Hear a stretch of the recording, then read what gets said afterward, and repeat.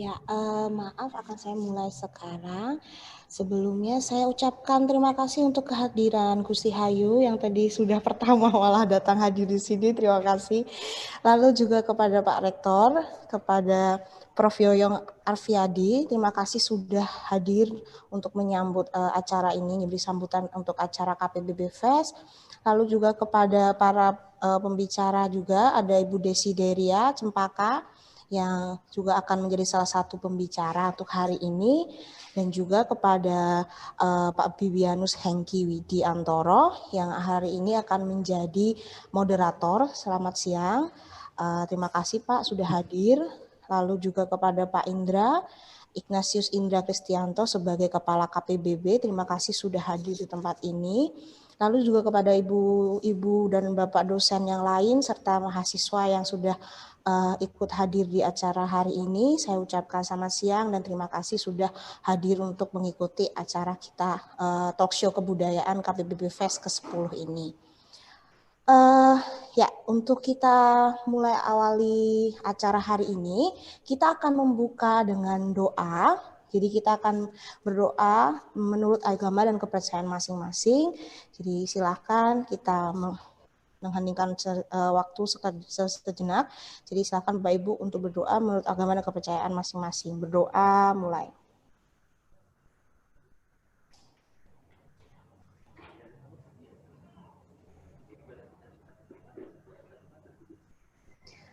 Berdoa selesai. Terima kasih. Acara KBB Fest ini merupakan acara yang ke-10 ya. Jadi sudah 10 tahun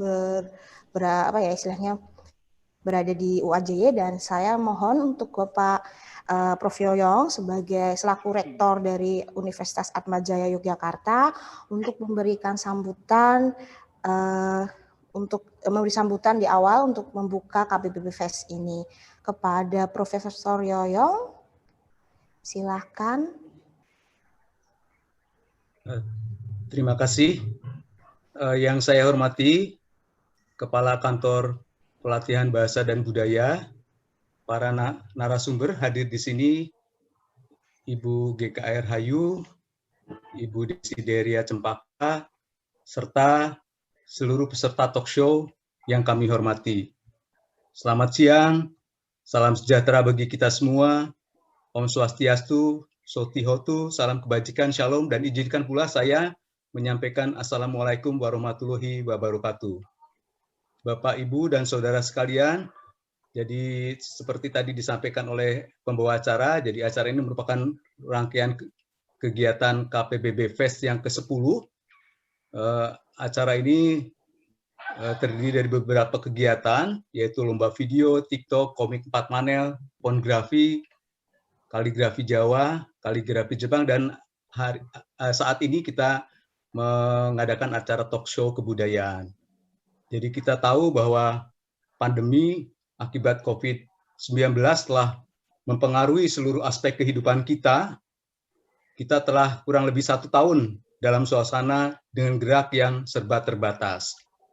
Walaupun demikian, hal ini tentu tidak mempengaruhi kreativitas kita dalam segala hal, termasuk yang terkait aktualisasi dalam kegiatan budaya. Raga dapat terkurung, gerak dapat terbatas, tetapi kreativitas dan pikiran bebas menerawang tanpa batas. Banyak cara telah dilakukan untuk melestarikan budaya, di mana saya kira masa sekarang ini pagelaran dengan masa yang banyak tidak mungkin dilakukan.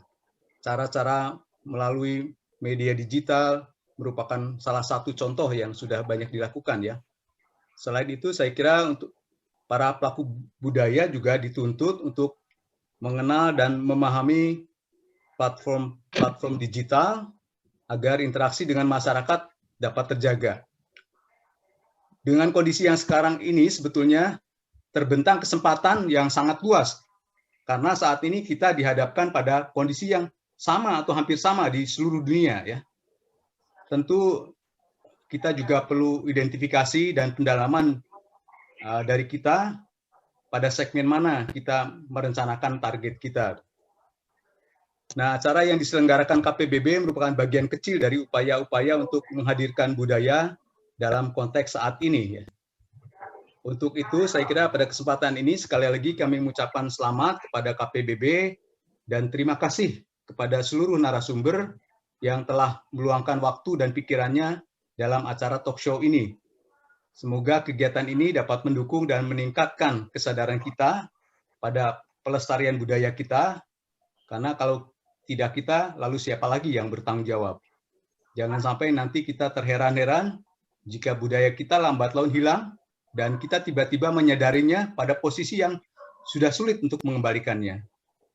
Semoga kegiatan ini juga dapat mewarnai kampus UAJY sebagai kampus multikultur, tempat semua orang untuk berkembang. Saya kira sekian dari saya. Terima kasih. Selamat siang. Terima Saya kasih. kembalikan pada pembawa acara. Ya, terima kasih Prof. Yoyong untuk pembukaannya. Ya benar sekali Prof. bahwa kita saat ini memang diberi tantangan yang sangat besar ya, bahwa banyak sekali perubahan dan banyak hal yang harus kita sesuaikan dengan perkembangan yang terjadi saat ini. Dan sebenarnya itu juga kenapa talk show ini dilaksanakan bahwa karena Gusti Hayu dan juga Ibu Desi selaku pembicara hari ini adalah dua orang pelaku yang memang sangat concern dengan budaya dan bagaimana mengubah itu mengikuti perkembangan zaman dan mengikuti keadaan pada saat ini. Nanti akan lebih banyak lagi diceritakan dan tepat sekali persis seperti kata Prof. Yoyong bahwa kita akan berbicara tentang bagaimana budaya dikemas dengan segala keterbatasan ini tetapi tidak lagi menghilangkan esensinya bahwa kita bisa belajar budaya Yogyakarta khususnya yang begitu besar dan luas dan sangat beragam begitu ya.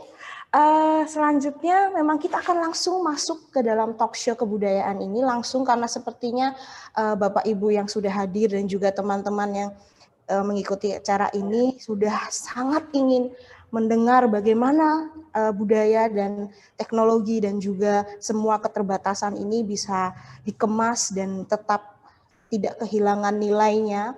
Jadi kita akan langsung masuk ke proses istilahnya talk show. Saya akan mempersilahkan Bapak Bibianus Hengki Widiantoro SH MH selaku moderator. Bapak Hengki ini adalah wakil dekan 2 Fakultas Hukum yang terkenal caem. Oh, wow, wakil dekan tiga ya, awal 3. Oke, ketiga yang terkenal caem dan favorit dari mahasiswa-mahasiswa ya. Ini saya mendengar gosip ini, Pak. Ini ditambahi kelihatannya ini. Ya gitu Pak. Enggak Pak, ini benar saya mendengar selentingan dari mahasiswa. Kebetulan saya ngajar di hukum juga. Jadi silakan Pak. Pak Hengki waktunya dan tempat. Terima kasih Mbak Aprilia. Selamat siang Prof. Yoyong dan para narasumber ada Gusti Hayu, Bu Dr. Desi, dan pastinya Pak Indra ya selaku Kepala KPBB dan seluruh peserta webinar pada sore yang sangat cerah pada hari ini ya. Pastinya kalian tidak salah untuk mengikuti webinar dengan tajuk KPBB Fest ya, hashtag ke-10 ini dalam acara talk show kebudayaan ini nanti mengangkat tema terkait dengan culture optimization in digital era. Nah, ini pasti banyak sekali yang kalian tidak tahu. Nah, setelah disampaikan oleh kedua narasumber ini, pastinya kalian ternyata banyak sekali ya yang bisa kalian ambil internalisasi di dalam kehidupan yang notabene dapat mendukung atau meningkatkan suatu kebudayaan itu bisa lebih maksimal lagi. Tanpa panjang lebar, di sini sudah ada 2 narasumber yang tentunya sangat hebat-hebat sekali. Kalau saya boleh menyampaikan adalah Sri Kandi Daerah Istimewa Yogyakarta. Ini akan saya kenalkan dulu. Yang pertama, ini sesuai dengan rundown yang sudah diberikan kepada saya. Yang pertama di sini saya perkenalkan, yakni ya Desideria Dewi Murti SO, MA PhD ya. Ini langsung saja, mungkin teman-teman sudah pada tahu ya, siapa itu Bu Desi begitu. Ini merupakan salah satu dosen di Prodi Ilmu Komunikasi Fakultas Ilmu Sosial dan Ilmu Politik Universitas Atmajaya Yogyakarta. Dan ini tambahan CV-nya, nanti kalau saya bacakan semuanya, kemungkinan waktu 1,5 jam tidak cukup. Bisa membutuhkan waktu berhari-hari untuk membacakan CV-nya saja. Itu belum lagi tulisan-tulisan beliau di beberapa jurnal internasional yang terindeks Scopus dan sebagainya, sangat banyak sekali. Ini untuk tambahannya saja, beliau merupakan salah satu co-founder ya, dan direktur untuk pengembangan bisnis di PT Gemilang Media Wisatama, atau disebut sebagai Travel Sim ya, tadi yang bergerak di bidang pariwisata berkelanjutan, yang merupakan salah satu perusahaan yang melakukan servis virtual tour di Indonesia dan di luar negeri. Pastinya pengalamannya sangat banyak sekali. Itu untuk yang pembicara kita yang pertama. Lalu selanjutnya juga tak kalah penting, pembicara yang kedua, ini saya akan bacakan, namun setelah ini nanti ada tim dari manajemennya Gusti Hayu akan menampilkan sedikit profil supaya kita lebih mengenal siapa itu atau apa yang telah dilakukan oleh Gusti Hayu. Ini saya bacakan. Gusti Kanjeng Ratu Hayu merupakan putri keempat dari Sri Sultan Hamengkubuwono ke-10 dari Karaton Ngayogyakarta Hadiningrat. Gusti Hayu, sapaan akrabnya dari kecil, memang menjadi sosok yang sering berprestasi. Selain prestasi dalam bidang akademis, Gusti Hayu juga merupakan penerima beasiswa LPDP dari Kementerian Keuangan Republik Indonesia pertama di angkatan pertama karena prestasinya. Saat ini lulusan Master Administrasi Bisnis di Universitas Fordham, New York, Amerika Serikat, memimpin divisi Tepas Tondo Yekti yang bertugas mirip seperti Kominfo versi di Karaton Jogja, yang membuat perubahan pada transformasi digital dalam package kebudayaan. Selain itu, Gusti Hayu juga saat ini sebagai Ketua Dewan Pertimbangan di Universitas Negeri Yogyakarta dan Wakil Ketua Bidang IT dan serta Humas di Kuartir Daerah Pramuka Daerah Istimewa Yogyakarta.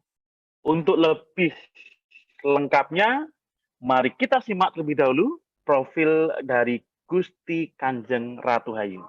Silakan menyaksikan.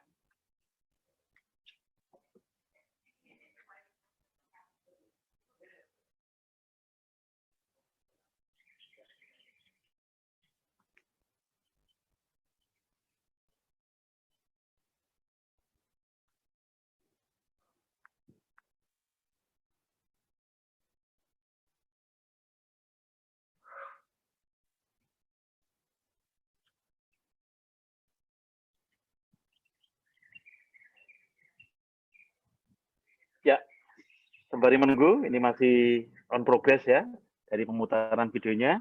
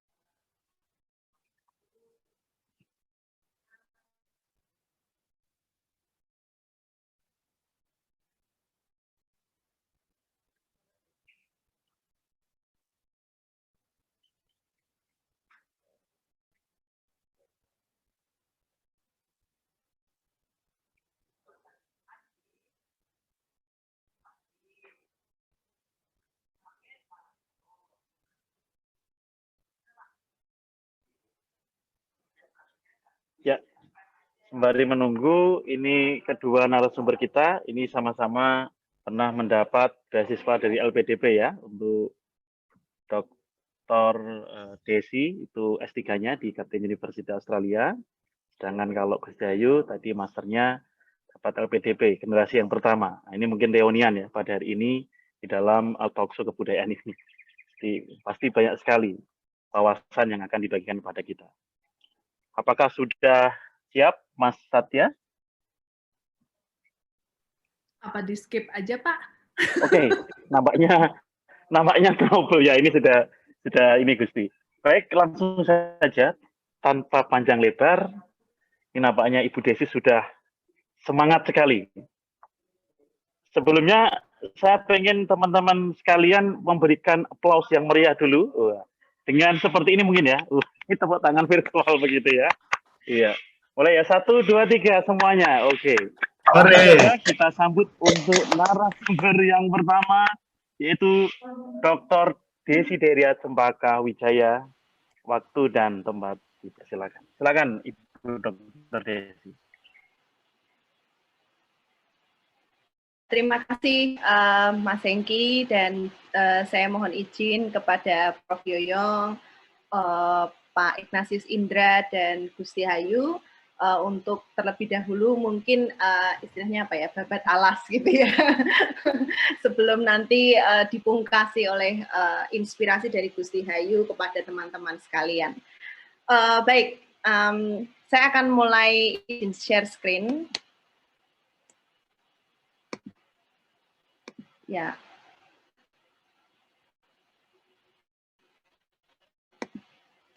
Baik, saya cenderung orangnya suka memprovokasi begitu ya. Jadi mungkin di sini peran saya sebagai seorang akademisi dan juga mungkin kami juga bergerak di praktek ya, istilahnya saya mungkin nyebutnya eksperimen gitu dari sebuah perusahaan yang mana bergerak di bidang konsultan pariwisata, tapi juga kami juga punya tour and travel, dan karena COVID lalu kami malah mencoba untuk berinovasi ya dengan virtual tour ini.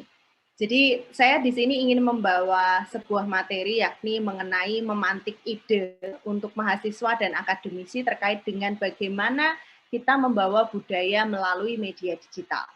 Ya. Dan saya akan memulai dengan ini. Ya. Ini adalah sebuah riset dari seorang yang bernama Canon Hunter. Kebetulan namanya kok sama dengan nama kamera gitu ya, Canon Hunter. Dan penelitiannya juga tentang fotografi ya. Jadi ini bukan promosi, tapi ini adalah sebuah daerah yang sama di Portugal. Kebetulan kecil ya lokasinya. Tapi dia itu meneliti tentang foto-foto yang diambil oleh antropolog, oleh marketer, oleh turis, dan oleh warga lokal. Nah, ada nomor 4, nomor 3, nomor 2, nomor 1. Saya pengen uji coba dulu. Ya, ini kebetulan kemarin saya udah bilang ke Mbak MC, tapi kayaknya belum diumumin ya. Jadi saya mau kasih ya voucher untuk virtual tour. Kebetulan kami akan mengadakan virtual tour, saya lupa tanggal berapa, nanti saya liatin. Itu ke Transylvania, Castle, Dracula Castle. Ya. Nah, di Dracula Castle ini, maaf ini ada bisa.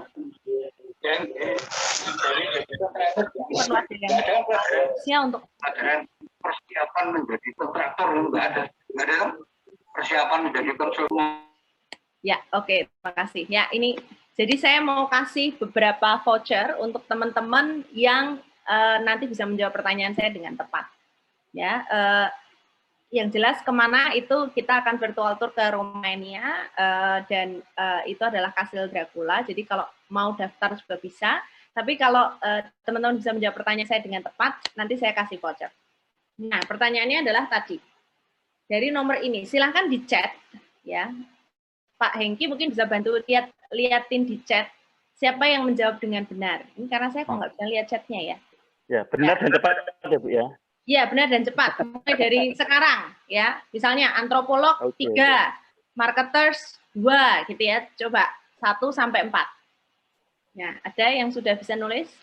Yang cepat tapi benar. Saya kasih waktu 10 detik lagi. Ya. Oh, ini ada. KHSP ini malah ini, panitianya sendiri. Ya, apa dari KHSP ini? Antropolog nomor berapa? Ya.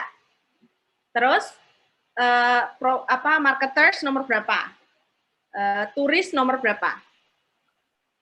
Wah, ini ada Elizabeth Marcella. Wah, cepat ini. Ya, oke. Waktu habis. Jawabannya yang benar adalah antropolog nomor 4, ya, marketers nomor 1. Mana nomor 1? Ya.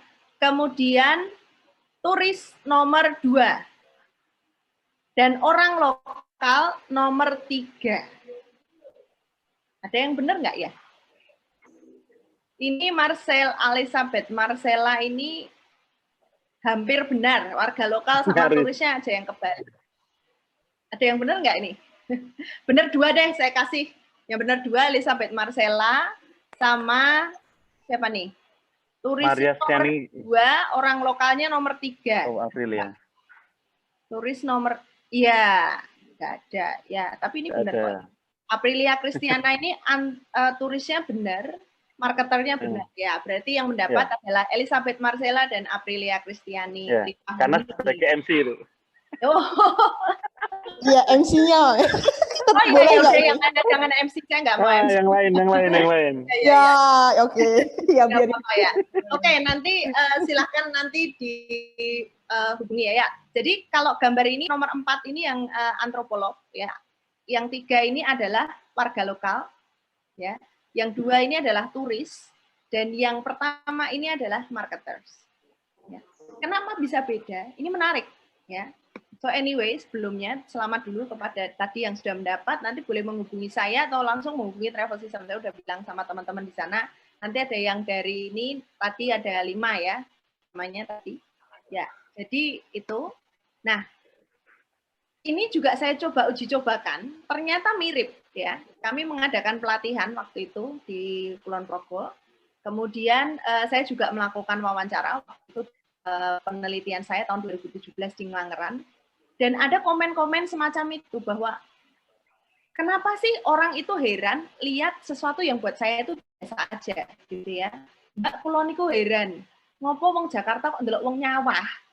Kok heran gitu ya. Kok gumun gitu bahasa Jawanya. Kenapa kok mereka gumun? Gitu. Ya, mirip juga dengan Trevor Noah ya. Saya ingat dia stand up comedian dari Amerika dan dia itu pernah stand up materinya soal Bali. Dan lucunya dia ke Bali itu dengan temannya yang kulit putih gitu kan. Dan dia orang Afrika, South Africa. Terus orang kulit putihnya ngajak dia camping. Terus Trevor Noah bilang, camping, kamu ngapain camping gitu ya? Kalau aku sampai nenekku tahu aku camping, nenekku tuh bakal mengira aku itu orang miskin gitu ya. Karena buat orang Afrika, mungkin di South Africa, orang camping itu memang orang yang beneran tinggalnya di rumah itu bentuknya camping. Rumahnya itu camp gitu ya. Nah, ini apa sih sebenarnya, gejala apa ini kok bisa ya orang itu dengan identitas tertentu itu meng-capture suatu gambar, meng-capture suatu fenomena itu kok bisa berbeda satu dengan yang lain. Nah, ini namanya gejala kalau dalam komunikasi, dalam ilmu sosial budaya itu disebut ways of seeing. Ya, ways of seeing ini sebenarnya juga salah satu serial TV yang lama ya, 1972, tapi ini menarik karena kemudian ditarik ke jurnal-jurnal dan kemudian dibicarakan oleh akademisi. Bahwa setiap gambar yang kita hasilkan atau yang dihasilkan oleh pencipta itu merupakan sebuah proses dari mereka memaknai hal-hal di sekitar mereka atau memaknai kehidupannya. Sehingga dia secara sadar maupun tidak sadar menciptakan gambar-gambar itu. Ya, tadi kelihatan ya bedanya, misalnya turis tadi, dia bisa mengambil gambar wine gitu ya, difoto. Ya, tapi kalau orang lokal yang difoto bukan wine, bukan hal-hal yang mereka temui biasanya di Portugal, tetapi jalan yang rusak malah difoto ya, itu orang lokal tuh gitu. Fotonya beda, cara dia melihat, ways of seeing mereka beda. Ya, ini menunjukkan bahwa informasi mengenai bagaimana para pencipta itu memandang dunia itu bisa kemudian menghasilkan karya di mana dia kemudian mengkombinasikan itu dengan berbagai ilusi ya, berbagai pemaknaan dan lain sebagainya. Nah, ini menarik. Kenapa? Karena inilah yang ada dalam dunia digital kita sekarang. Ya. Nah, ini saya tanya ini, kalau Mas Hengki ini kayaknya yang kiri atau yang kanan nih gambar favoritnya Mas Hengki? Pastinya yang kanan ya. Dan mungkin malah lebih sering nggak ada, karena cuma piring tok ya kan, makanannya udah habis, baru ingat, waduh saya belum foto gitu ya. Sama, saya juga soalnya gitu ya. Nah, tapi kalau kita bicara soal media digital, itu sekarang seperti ini, ways of seeing di media digital itu seperti ini. Ya, apa yang kita munculkan di media digital itu adalah hal yang ingin orang lain lihat dari kita. Ya, misalnya keraton, ya, keraton itu juga ways of seeing. Jadi keraton itu ingin dilihat seperti apa di media digital, sehingga masyarakat bisa apapun tujuannya ya, teredukasi atau terentertain atau tertarik ya, tergantung tujuannya keraton. Itu dengan image-image yang diproduksi oleh keraton dalam angle-angle tertentu. Ya. Nah, ini juga sekarang anak-anak muda zaman sekarang juga kayak gini ya. Bahkan sekarang menarik sekali mereka membuat berbagai macam hal untuk menunjukkan lifestyle mereka sekarang. Ya. Nah, kalau kita bicara future case, jadi sekarang kalau kita bicara digital itu sudah bukan lagi future. Jadi kalau ada yang bilang, digital culture is the future culture, it's current culture, itu budayanya sekarang, bukan lagi future. Future-nya adalah virtual. Nah, virtual itu apa? Virtual itu adalah, nah ini saya sambil nyetel gambar ini ya.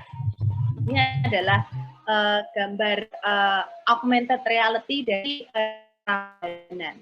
Ada orang-orang yang membuat bagaimana nih Candi Prambanan kita augmented-kan. Nah, ini contoh aja sih untuk teman-teman ya. Bahwa culture, ya tadi ya ways of seeing tadi, itu sudah bukan hanya tadi ya, Instagram tadi yang Mas Hengki pilih soto ya. Bukan hanya itu, tapi sudah ke arah future. Yang itu adalah virtual. Dan virtual itu adalah sebenarnya adalah penggambaran spasial suatu lingkungan virtual yang mana harapannya itu bisa dimaknai, bisa dialami oleh banyak peserta sekaligus yang diwakili oleh ikon pengganti atau avatar gitu ya. Tapi ikon pengganti ini tidak harus bentuknya avatar seperti yang kita pahami sama-sama, tapi juga bisa ikon-ikon pengganti yang lain. Nah, ini anak zaman sekarang ya, bahkan umur 2 tahun pun sudah belajar, bukan belajar tapi sudah menggunakan augmented reality. Ya, kalau kita lihat di ensiklopedia, mungkin di toko besar di Yogyakarta, itu ensiklopedianya semua itu sudah banyak sekali yang augmented basisnya. Nah, ini adalah the future. Dan future-nya itu it's very close ya, it's the next year or the next 2 years itu akan banyak yang terintegrasi ya, multimedia platform.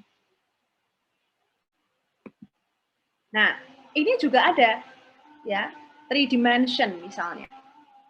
Nah, aplikasi-aplikasi virtual seperti ini sudah mulai karena ini adalah sudah masuk ke era itu. Nah, kalau dalam pariwisata ini dipakai buat apa? Ini dipakai untuk membuat simulasi ya. Teman-teman mungkin sering ke time zone atau sering ke taman bermain, kemudian di sana ada sampel atas suatu pengalaman dengan menggunakan 3D. Nah, saya takut naik roller coaster, maka saya nonton 3D-nya sambil pegangan kursi ya. Atau saya pengen mengalami 3D pesawat terbang itu seperti apa, mengendarai pesawat terbang tanpa harus jatuh, ya kan? Tanpa harus kecelakaan. Low risk, highly visual, and only tasting. Itu adalah virtual 3D. Kalau dalam kebudayaan apa? Nah, ini sekarang sedang dikembangkan. Kalau di Jogja ya mungkin ya, atau bahkan di Indonesia ini sedang dalam proses pengembangan itu. Ya, banyak yang sedang mulai beralih fungsi ke sana. Kenapa? Karena dengan menggunakan virtual 3D, orang bisa membangkitkan masa lalu kita. Misalnya dinosaurus ya, atau mungkin kita ingin memberikan simulasi pada kondisi atau peristiwa suasana pada masa lampau. Sekarang vintage itu adalah salah satu currency, ya kan, satu komoditas baru nih yang namanya vintage ini ya. Nah, ini orang ingin tahu kayak apa sih suasana masa lalu itu, ya. Atau reka adegan, itu juga sekarang sedang dikembangkan ke virtual 3D. Kebetulan saya kuliahnya di Curtin University. Curtin itu punya lab yang mana dikembangkan oleh profesor namanya Eric Champion, dan beliau itu sedang mengembangkan 3D khususnya untuk Forbidden City di Cina, ya kan, itu kan kotanya isinya perang melulu gitu kan. Nah, jadi dia ingin membuat itu menjadi dalam bentuk 3D. Jadi orang bisa taste a little of the history and heritage atau adegan pada masa lampau. Nah, itu eranya sudah ke sana. Nah, kalau pandemi COVID ini seperti apa?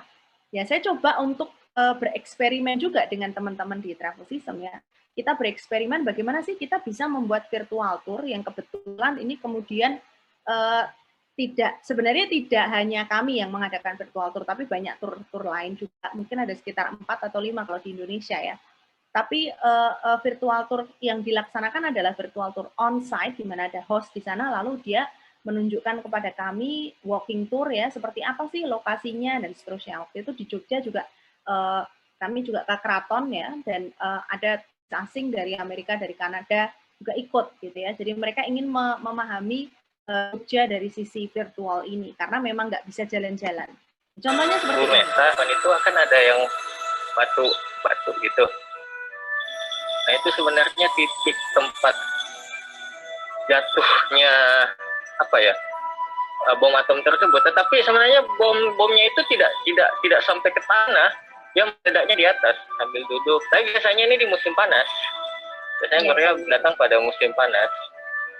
Karena sekarang musim dingin mereka udah nggak ada semua. Ini ada nama-nama sekolahnya tulis, dan mereka memang membuatnya biasanya satu sekolah itu 1.000 gitu. Jadi pada saat bom dijatuhkan juga, pagi-paginya itu sedang ada persiapan untuk pameran sebenarnya, tetapi karena masih persiapan, jadi masyarakat tidak terlalu banyak yang datang. Remnya ini kan konsep itu masih sama 1940-an. Ya, oke. Itu tadi contoh ya virtual tour yang kami adakan di Hiroshima. Ya, karena kita mau membahas soal sejarah. Tapi kalau cuma ada presentasi aja boring gitu ya. Jadi akhirnya kami membuat bentuknya adalah virtual tour dan juga ada narasumber di situ. Nah, kemudian kalau kita bicara tren, ya tren itu sekarang arahnya kemana sih? Gitu. Nah, jadi kalau kita bicara tren ini, trennya adalah tren esteem economy, ya human centered technology. Yang artinya apa? Artinya sekarang kita sedang mengarah ke teknologi-teknologi yang berpusat pada manusia. Artinya manusia menjadi yang utama.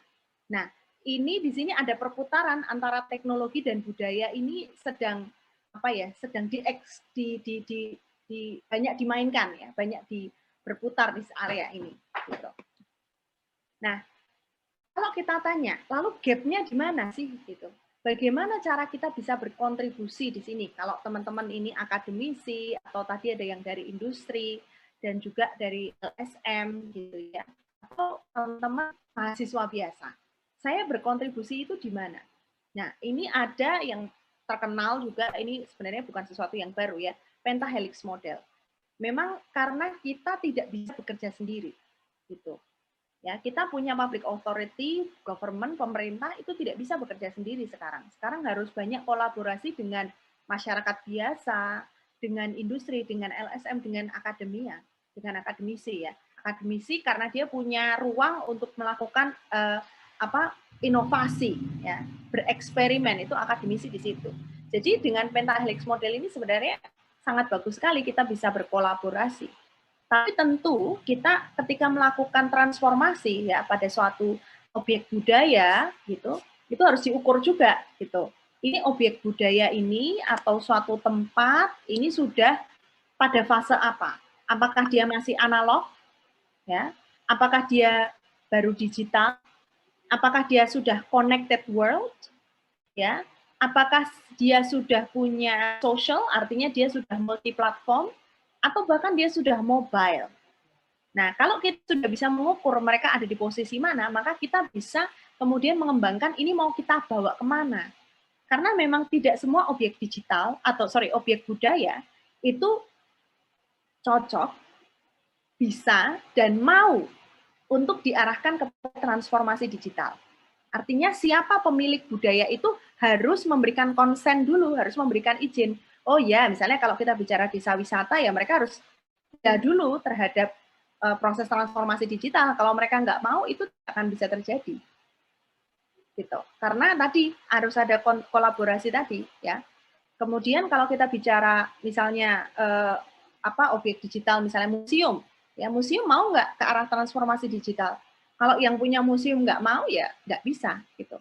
Tapi kalau yang punya museum justru adalah orang yang memang mau ke sana, memang punya pemikiran ke sana, maka dobrakan untuk ke sana bisa dilakukan transformasi digital itu.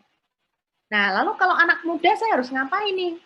Nah, anak muda itu sekarang ada dua tadi ya, teknologi and culture. Dari sisi culture ya, itu anak muda perlu mengembangkan yang disebut kompetensi budaya. Nah, kompetensi budaya itu gimana? Nah, ini awalnya adalah blindness atau tidak aware, tidak sadar tentang budaya di sekitarnya. Jadi dia tidak sensitif terhadap apa sih yang bisa saya lakukan dengan budaya di sekitar kita, atau bahkan tidak sadar budaya saya itu apa sih, saya itu siapa sih gitu ya. Nah itu blind. Kemudian baru mulai dia sensitif, ya mulai dia aware ya. Oh saya itu adalah orang Jawa, budaya saya yang menarik adalah ini. Oh saya bisa menggunakan budaya saya untuk ini. Nah kemudian baru naik competence, dan yang terakhir adalah proficiency. Proficiency itu saya nggak usah disuruh, saya sudah sadar budaya saya apa, karena internalisasinya sudah dalam. Itu proficiency. Jadi teman-teman perlu mengembangkan cultural awareness dulu. Ya. Setelah teman-teman mengembangkan cultural awareness, apalagi yang harus dikembangkan? Nah, awareness terhadap teknologinya juga. Gitu. Jadi anak muda harus paham potensi budaya dan media, ya, dari digital menuju virtual dan menuju masa depan. Kita sudah harus tahu ini trennya apa sih yang sekarang ada di teknologi sekarang, ya. Ada AI itu apa sih? Gitu. Itu juga kita perlu tahu, dan gimana sih cara makainya gitu. Apa sih hal-hal yang bisa kita manfaatkan dengan AI gitu. Tapi saya nggak bisa bikin AI, Mbak. It's okay. Kadang-kadang kita memang harus tahu aja itu gimana caranya. Bisa orang lain yang nanti akan kita minta untuk tahu caranya. Kemudian virtual mix augmented reality. Ini kita juga harus pahami apa sih gitu ya. Internet of Things itu apa sih? Nah, itu kita jadi mulai ternyata teknologinya sekarang sedang ke sana ya. Nah, kalau kita sudah paham kedua-duanya, nah, maka kita bisa membidik 2025 ya, skill yang paling dibutuhkan di 2025 untuk teman-teman mahasiswa apa saja. Ya, yang pertama jelas mahasiswa lokal. Mahasiswa yang global wawasannya tapi locally sensitive gitu. Karena kalau kita saingannya orang ASEAN ya, orang ASEAN pasti akan nyari orang yang bisa bahasa Inggris, bisa bahasa Asia, tapi dia juga paham kondisi lokalnya seperti apa. Ya kan? Kalau enggak salah kalah saing kita. Ya, jadi itu. Yang kedua adalah interaksi tadi, social, cultural, and technology. Karena tujuan kita nanti adalah reinventing budaya. Budaya itu akan selalu berubah. Dan itu akan selalu dimaknai terus. Ya, ways of seeing akan terus berubah. Jadi harus ada sensitivitas tadi. Kita harus paham ini sekarang fasenya di mana sih? Sekarang lagi ngapain sih dunia gitu ya. Nah, karena kita itu sekarang berada di fase ini tanda panah justru. Ya, ini saya boleh orek-orek sedikit ya. Nah, ini kita ada di sini nih, teman-teman. Kita ada di fase ini di mana budaya-budaya masih kuat di sekitar kita, belum banyak tersentuh oleh teknologi, belum banyak disebarluaskan ya, masih ada banyak yang orang nggak aware soal budaya-budayanya, atau bahkan hampir musnah, hampir hilang budayanya. Tapi di satu sisi kita juga sedang dikejar oleh World Economic Forum ini ya, and skill of 2025. Kita ada di tengahnya. Jadi kalau kita bisa mengambil opportunity itu bagus sekali untuk teman-teman mahasiswa. Nah, opportunity-nya apa? Nah, kalau teman-teman melihat gejala zaman, ya, karena tadi yang sudah saya bilang kita berada di persimpangan, maka orang-orang yang bisa mengambil budaya-budaya persimpangan itulah yang dia bisa menang. Ya, contohnya apa? Contohnya adalah mereka yang memproduksi budaya-budaya hibrid, ya, dalam bentuk kreatif ekonomi dan dalam bentuk digital culture. Ya, contohnya tentu Latih, ya kan, terus Denny Caknan gitu kan. Denny Caknan itu kan dia gayanya pantura, tetapi dia punya sisi urban juga gitu. Nah, mereka yang bisa mengambil pick up hybrid culture ini dan memproduksi sesuatu yang kreatif dari situ, dia akan muncul sebagai pemenang. Gitu. Jadi akhirnya adalah kembali tadi ke technology and culture. Jadi teman-teman, kalau dari sisi baik di bidang industri, baik di bidang LSM, baik teman-teman mahasiswa, memang kita harus berada di dua hal itu. Dan saya pikir nanti Gusti Hayu dengan Keraton Yogyakarta dan berbagai dinamika di dalamnya akan memberikan contoh yang luar biasa bagaimana mengambil sisi budaya dan juga teknologi tadi. Terima kasih Mas Hengki, itu yang bisa saya sampaikan. Baik, terima kasih. Berikan aplaus kepada Dr. Desti yang sudah menyampaikan ya. Singkat saja, tadi prinsipnya itu ada social, culture, dan teknologi ya, yang notabene itu menjadi secara integral harus ada ya di dalam diri anak muda sekarang supaya bisa menang di dalam percaturan digital era saat ini. Baik, langsung saja untuk selanjutnya pada Gusti Kanjeng Ratu Hayu, dipersilahkan. Mungkin ini tadi yang di awal belum ada kendala teknis untuk pemutaran singkat, profil singkat begitu. Ini mau dicoba lagi Gusti Hayu. Ya. Silakan langsung saja pada tim manajemennya.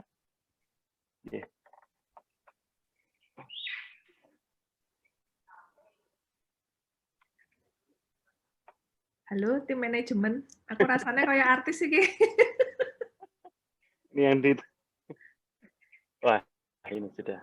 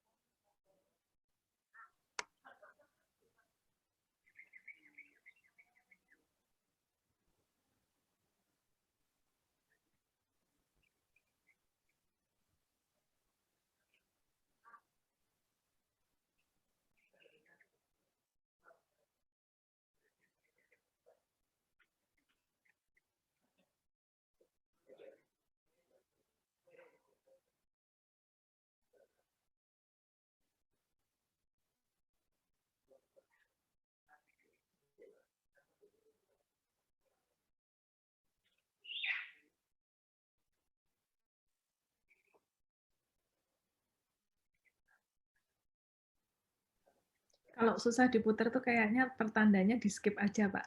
Iya, nggak apa-apa, Gusti. Baik, langsung saja, Gusti. Nanti mungkin kalau bisa di akhir mungkin di sana. Ya. Oke, silakan, Gusti Hayu.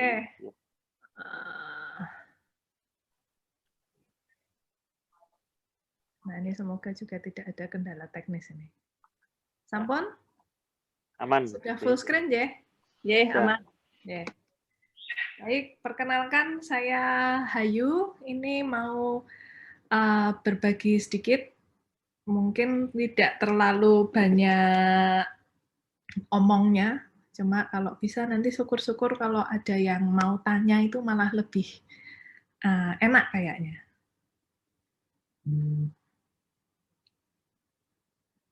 Sekedap. Yeah. Jadi ini saya mau tadi kan kalau dari Bu Desi itu kan lebih ke caranya. Nah, kalau saya kepingin sharing kenapa penting gitu, kenapanya, kenapa seperti apa, kenapa budayanya itu perlu dilestarikan. Jadi sedikit gambaran, dulu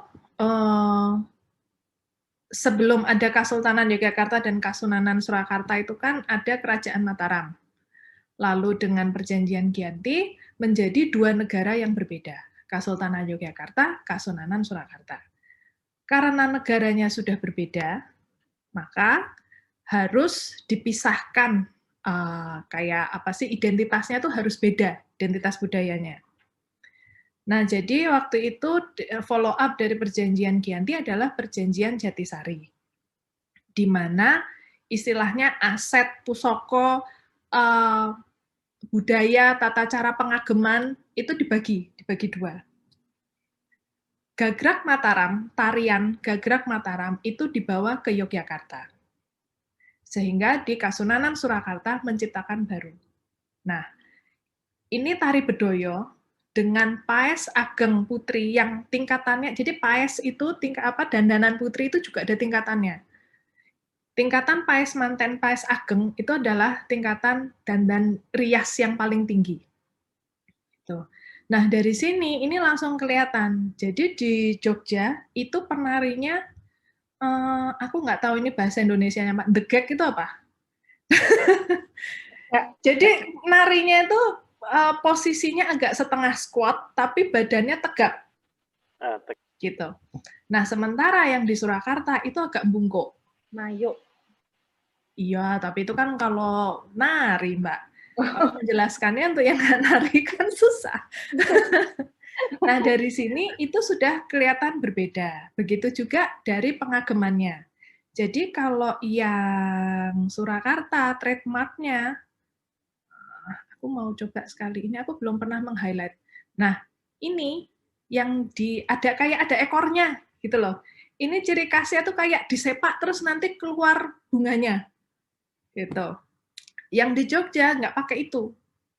Gitu. Jadi dari situ, dan kalau namanya orang Jawa itu kan filosofi Jawa itu itu mulainya dari dalam diri, terus diaplikasikan sehari-hari, jadinya arsitektur, jadinya tarian, jadinya simbolisme yang ada di dalam setiap arsitektur dan tarian itu. Sehingga kalau pakemnya berubah, berarti pemaknaan gerak dan tarinya itu juga berubah. Gitu.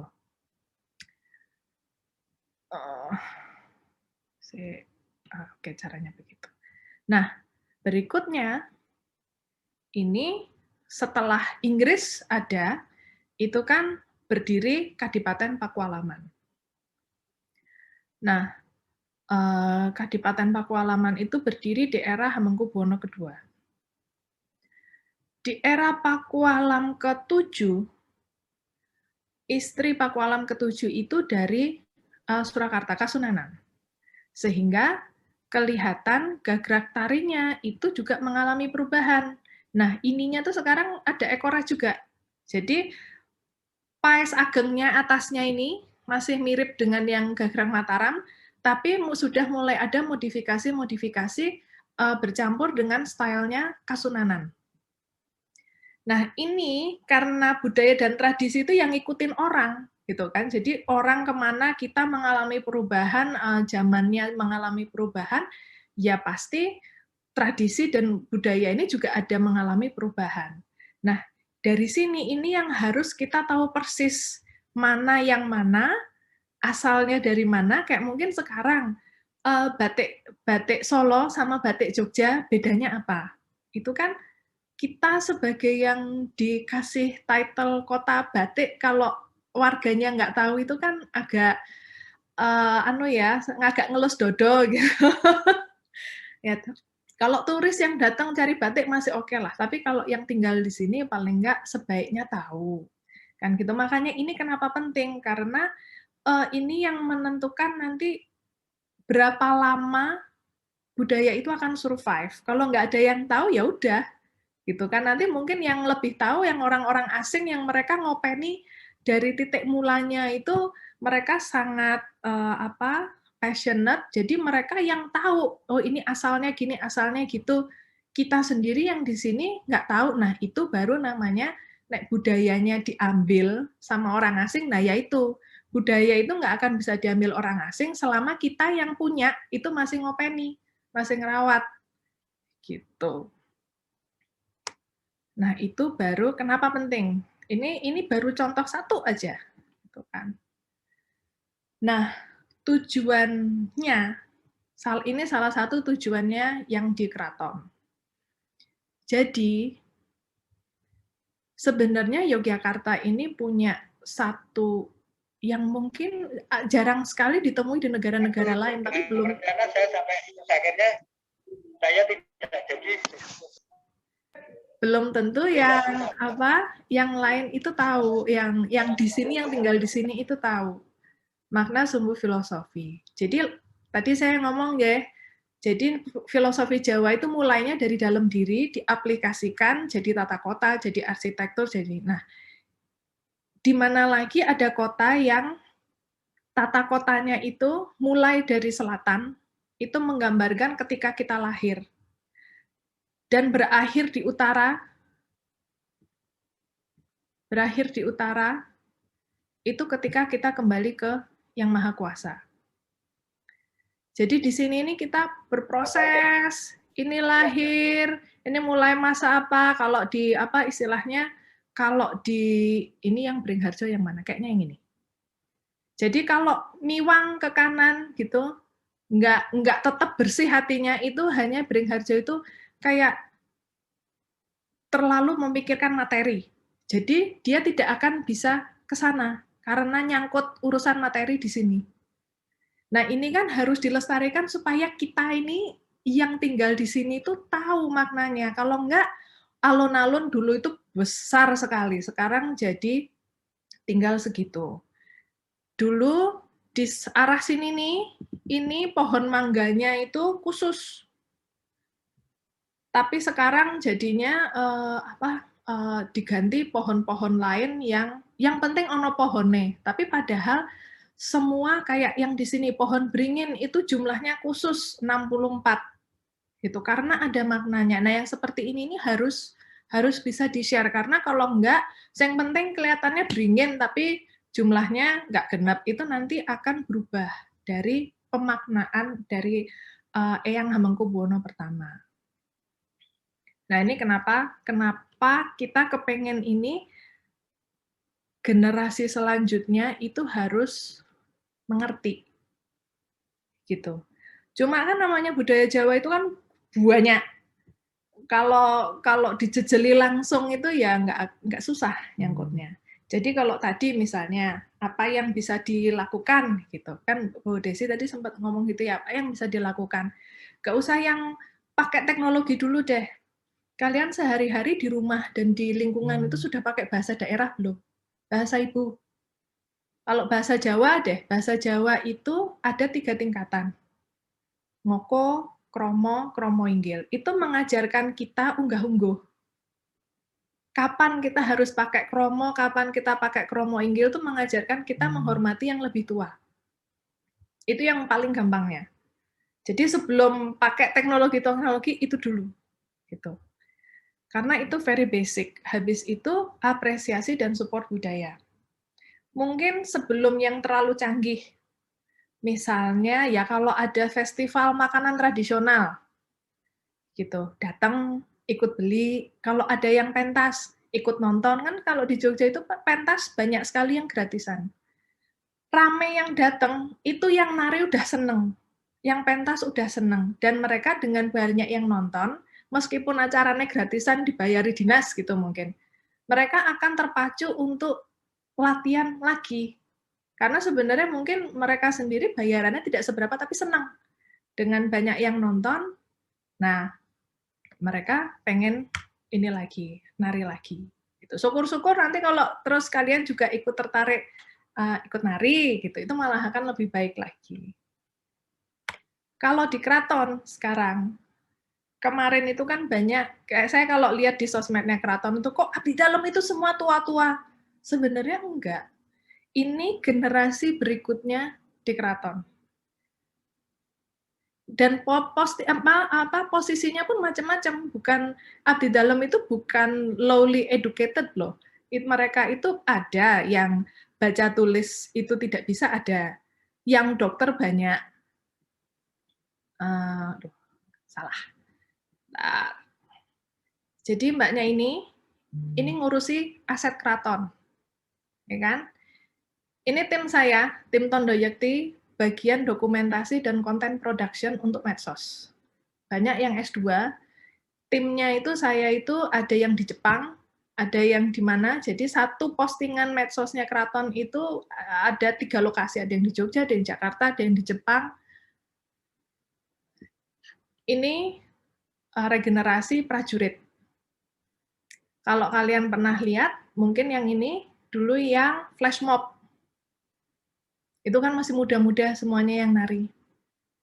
Ini regenerasi dalang di keraton. Jadi mereka sendiri mulai berproses, jadi abdi dalam itu diharapkan seumur hidup loh. Jadi ini mereka mulai dari usia yang muda itu sudah berpikiran komitmen untuk menyumbangkan keringat waktu untuk keraton. Nah, berikutnya ini urusannya udah pakai teknologi. Jadi, yang namanya kalau manuskrip itu kan pasti kalau banyak dibuka-buka itu kan pasti cepat rusak. Kami yang di Keraton itu kepengen untuk generasi muda itu tertarik. Satu, akses tentang kebudayaan itu harus mudah diakses. Itu harus dipermudah, karena keraton kan selama ini kesannya tertutup. Orang mau penelitian, ya karena kami ini ngeman banget manuskrip yang ada. Jadi, nek kira-kira nggak meyakinkan saya ngarep penelitian, izinnya juga susah keluar. Tapi dengan adanya digitalisasi, dari divisi saya bikin online library, ini kita bisa ngeman manuskrip, yang peneliti bisa melakukan penelitian yang akhirnya akan menguntungkan keraton juga. Jadi it's a win-win solution. Nah, ini mulai yang muda-muda masuk, karena kalau sudah teknologi begini, yang tua-tua agak angkat tangan. Gitu. Lalu ada juga tim ini. Jadi gimana ya? Ini yang saya minta pengertiannya untuk yang muda-muda. Memang kita kan banyak kasus ya, kita hanya ngejar konten, tapi tidak mempedulikan sopan santun. Kalau katanya siapa? Iso ngunggah foto, ter ora iso unggah-ungguh. Seperti itu. Nah, dulu banyak upacara-upacara di keraton itu yang pada pengen datang untuk melihat. Kita sebenarnya senang bukannya itu tertutup. Tapi masalahnya, upacara di keraton itu bukan hanya formalitas. Kami itu sungguh-sungguh. Sehingga kalau terus ada yang mondar-mandir, cetrek, terus kadang yang penting close up, itu mengganggu. Sehingga jalannya upacara sendiri terganggu. Jadi sekarang ini kami dibantu teknologi live streaming. Apa yang bisa untuk publik, kami usahakan memang di lokasi tertutup untuk umum, tapi dengan bantuan teknologi dan live streaming, sekarang keraton punya YouTube, itu hampir semuanya bisa diakses di situ. Gitu. Yang satu lagi adalah ini. Ini termasuk digitalisasi budaya tak benda mungkin ya. Jadi kalau wayang wong, itu kan tokohnya macam-macam. Hanya baju di manekin itu tidak akan bisa menggambarkan karakter peran si wayangnya itu. Sehingga sekarang yang menjadi standar SOP, ini kebetulan kalau kepala divisi kesenian di keraton itu suami saya. Jadi ini proyek suami istri sebenarnya. Setiap sebelum pementasan, kalau kita belum punya fotonya, itu selalu ada sesi foto di belakang panggung, orangnya beserta paesan karakternya dengan posenya. Jadi ini tinggal kami masukkan ke digitalisasi.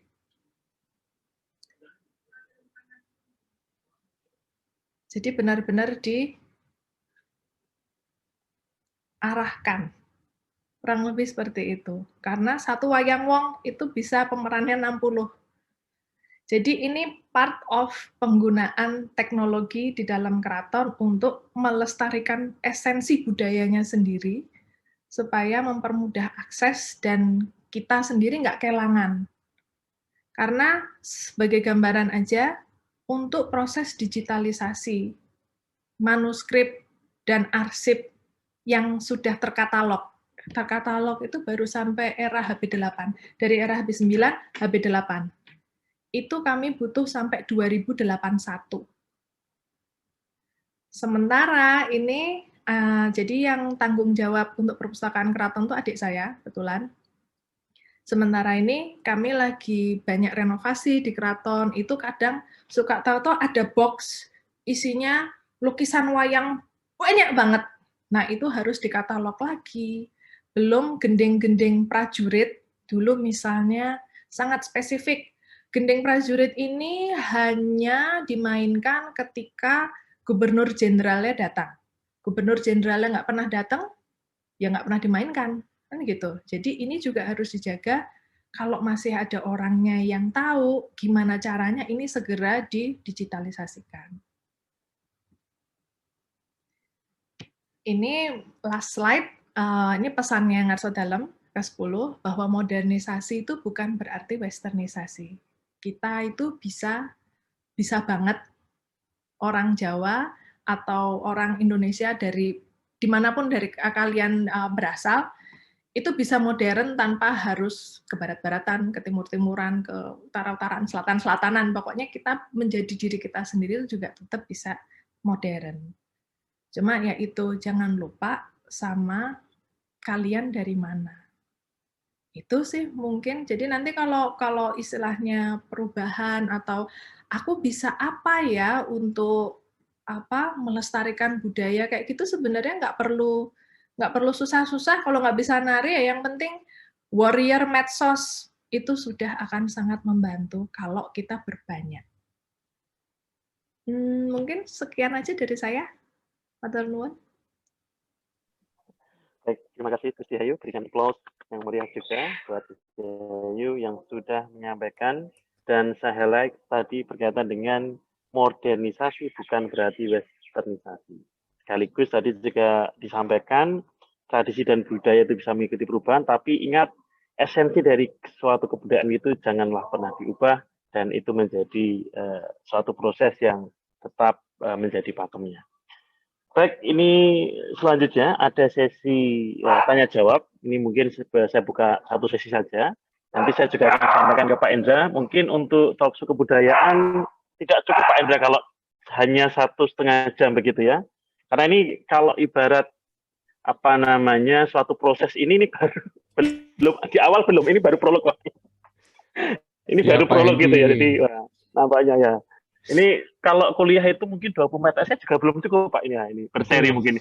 Nanti 6 jam Pak, siap ya? 6 jam, oke, on air gitu ya. Oke, selanjutnya sesi tanya jawab, saya buka satu sesi saja.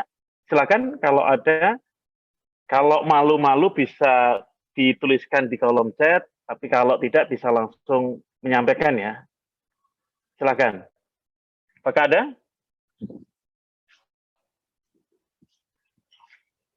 Silakan.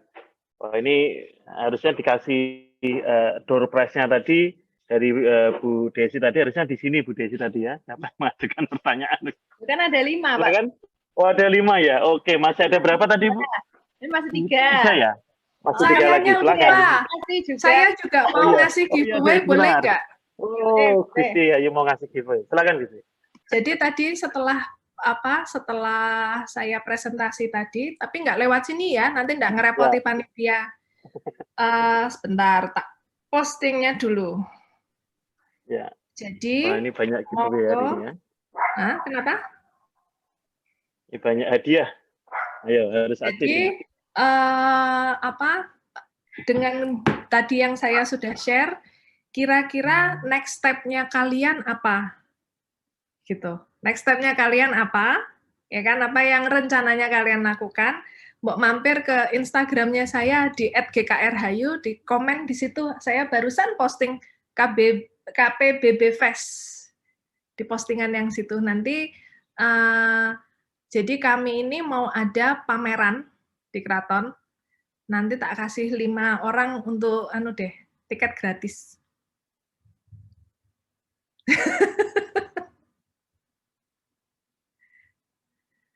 5 tiket untuk berarti apa? 5 plus 1-nya. Jadi 10 orang. Nah. Kayaknya masih di-mute Pak Hengki.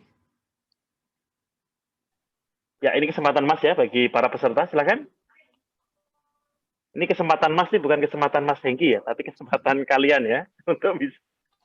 Ayo silakan. Ini udah ada nih. Wah, sudah ada. Langsung gentep. Setelah ini langsung. Orang yang satu boleh ikut komen nggak sih? Dapat Desi, Pak Hengki langsung disqualified. Ini saya sudah mulai buka Instagram ini. Ayo silakan. Ada yang mau menyampaikan? Ini hadiahnya sangat menarik sekali ya. Ada total berapa tadi berarti? Sangat banyak ya, bisa lebih dari 10 tadi. Silakan. Apakah ada teman-teman sekalian yang saat ini bergabung ya di dalam talkshow kebudayaan yang diselenggarakan oleh KPBB Universitas Atmajaya Yogyakarta. Kalau tidak ada, ini saya ambil ini hadiahnya nanti ya.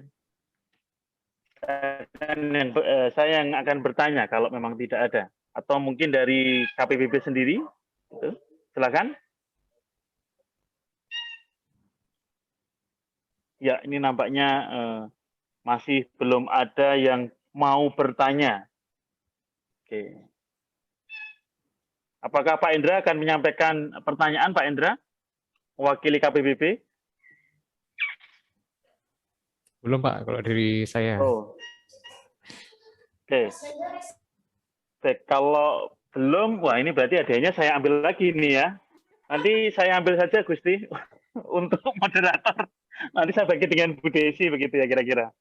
Oke, tadi menarik ya yang disampaikan oleh Dr. Desi dan GKR Hayu berkaitan dengan bagaimana mengoptimalkan ya terkait dengan apa namanya kebudayaan di dalam era digital saat ini.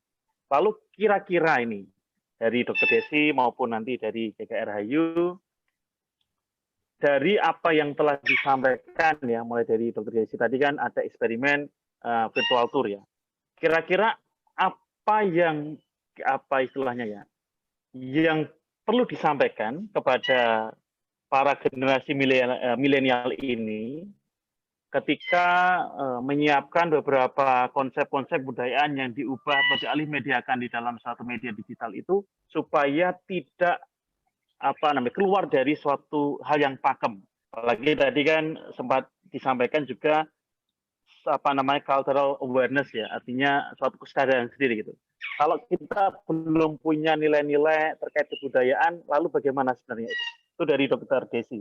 Dan kalau GKR Hayu tadi kan sudah mulai bagaimana membuka mindset ya, atau mengubah mindset bahwa keraton itu tidak lagi yang sifatnya hanya internal saja, tetapi juga sudah bisa dibuka oleh masyarakat itu.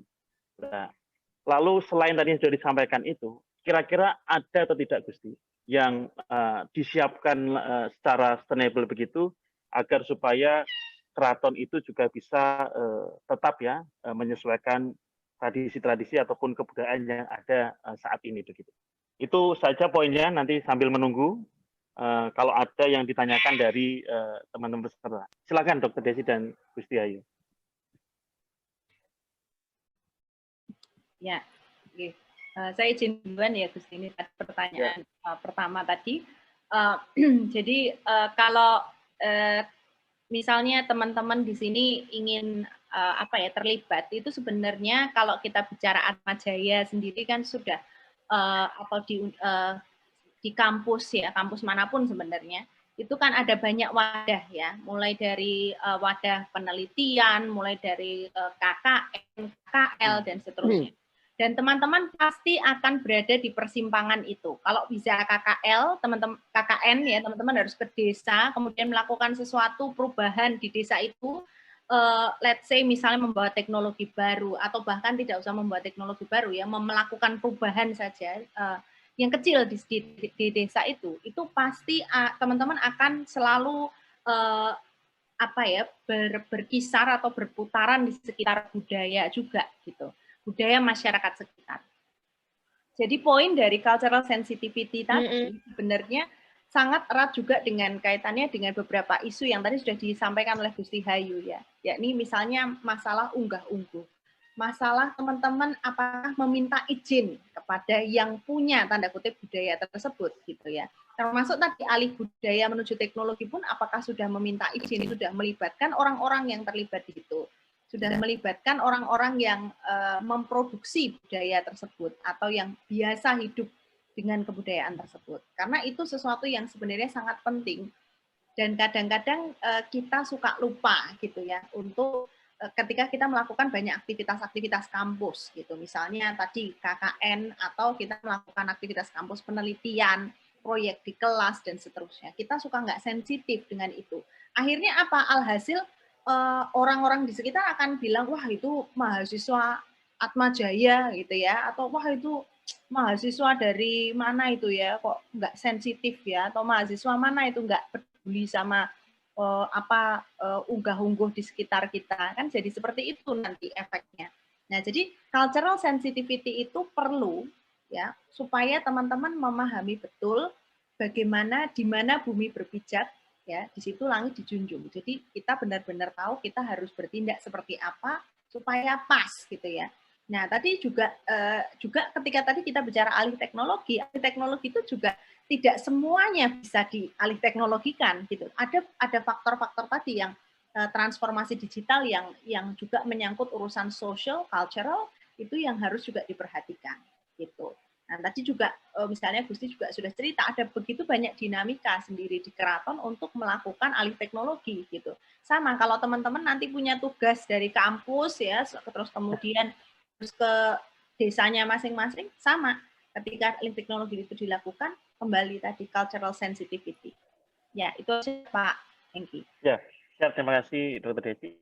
Ini ada tambahan pertanyaan Gusti. Dari Satya Bilal ya. Ini saya sudah dari nama saja saya dari namanya saja sudah tahu ini siapa kira-kira gitu. Gusti Ayu izin bertanya, kalau syarat menjadi abdi dalam apakah harus dari warga Jogja? Nah, ini mungkin tambahan tadi yang pertama terus yang kedua ini. Silakan Gusti Ayu. Sebelumnya mau nambahin Bu Desi dikit. Itu tadi kalau misalnya itu gampang banget jadi konten loh. Misalnya kalau setelah nanti kemana gitu atau yang mungkin dari luar Jawa datang ke Jawa, culture shock-nya apa? Itu udah bisa jadi konten banget loh. Sekaligus berarti jadi belajar ya toh. Nah, di Jogja seperti apa dan bisa mengedukasi teman-teman yang lain. Ya, anyway. Tadi pertanyaannya apa Pak Hengki? Saya sudah lupa. Wah, pertanyaannya banyak sekali sampai lupa juga saya itu. Mungkin yang ini dulu. Yang abdi dalam harus warga Jogja? Tidak.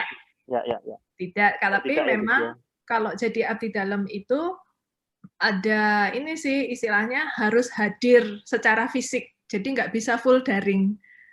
Gitu. Jadi ada ketentuan tergantung. Ada beberapa yang harus datang tiap hari, ada yang sebulan itu cuma berapa kali. Tapi pada intinya kalau diminta datang harus bisa. Gitu.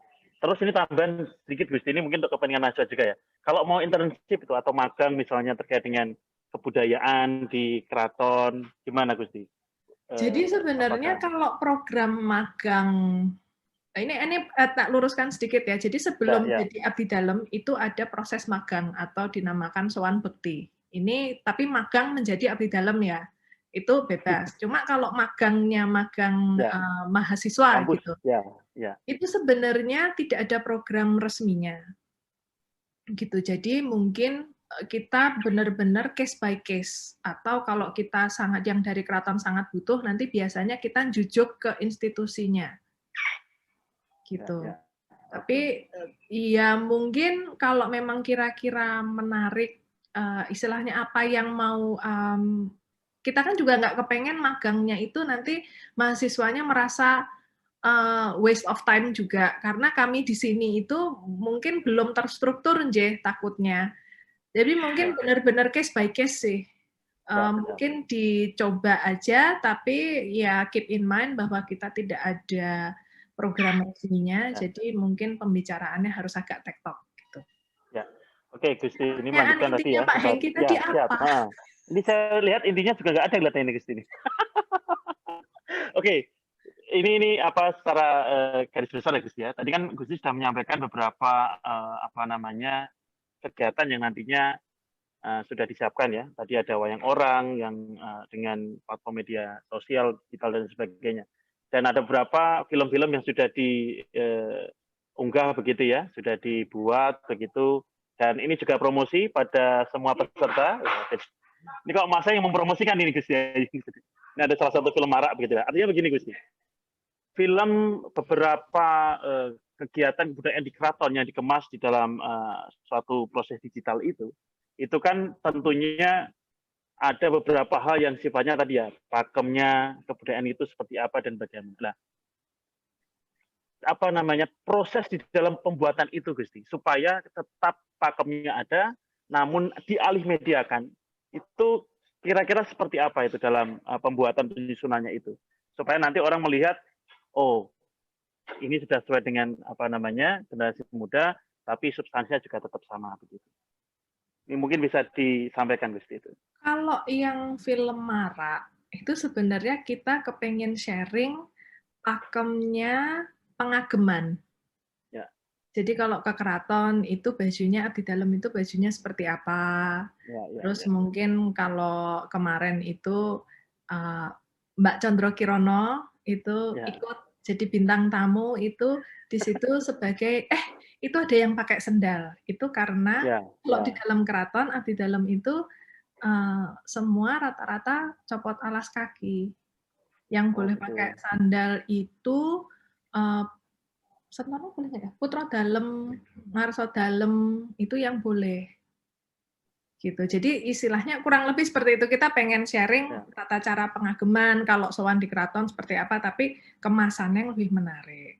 Jadi kalau mau ditanya gimana supaya tidak lepas dari pakemnya, memang harus cari tahu dulu yang apa ya, yang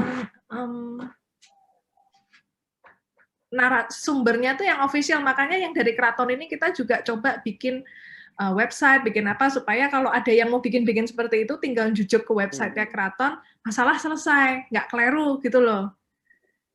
Gitu sih. Jadi kita agak-agak bikin buku sejarah, bikin buku panduan, agak gitu sih.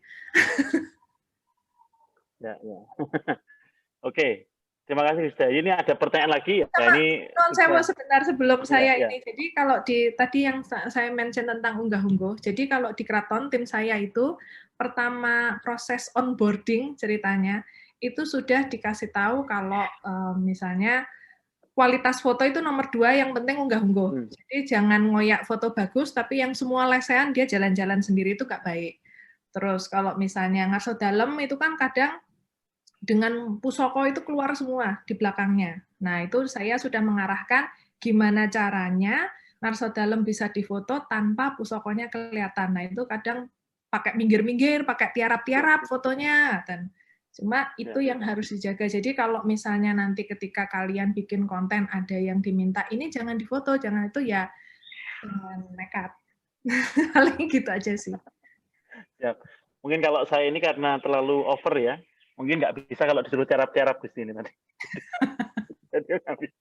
Oke, ini ada langsung ada 2 ya. Ini mungkin langsung dijawab secara cepat begitu. Mas Hengki tadi sebenarnya ada yang tunjuk jari, cuma terus nggak jadi jari tadi. Atau kepencet biasanya Bu Desi biasanya. Enggak, tadi agak lama. Vinindita ya. Ada lama. Vinindita ada. Silakan. Vinindita atau langsung disampaikan aja. Vinindita, Elizabeth dan Aprilia ya. Supaya sudah kenal. Silakan. Cepat aja. Kebetulan tadi jadi ya sudah dijawab tadi yang bagaimana terlibat dalam program wisata begitu ya. Tadi kayak bagaimana mahasiswa bisa terlibat itu tadi sudah dijawab sih Bapak Hengki. Terima kasih. Ya, terima kasih Ibu Vinindita. Ibu ini kelihatannya Mbak Desi. Oke, silakan. Oh, Kak ya. Oke, Kakak. Terima kasih, Kakak. Oke, selanjutnya Elizabeth Yunita Silalahi. Langsung saja menyampaikan, Mbak Elizabeth. Ya, halo, selamat sore. Tolong kameranya ya, diaktifkan ya. Ya, sebentar. Oke, langsung ke pokok pertanyaan ya, Mbak Elizabeth ya.